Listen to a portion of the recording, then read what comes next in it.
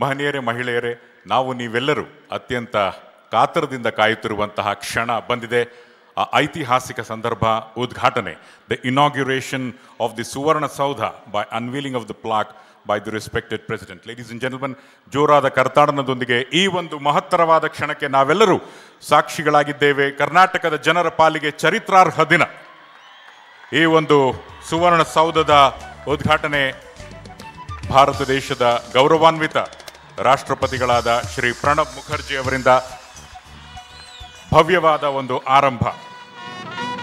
ಕನ್ನಡ ಜನತೆಯ ಹಲವಾರು ವರ್ಷಗಳ ಆಶಯದ ಪ್ರತೀಕವಾಗಿ ಈ ಭವ್ಯ ಸುವರ್ಣಸೌಧ ನಿರ್ಮಾಣಗೊಂಡಿದೆ.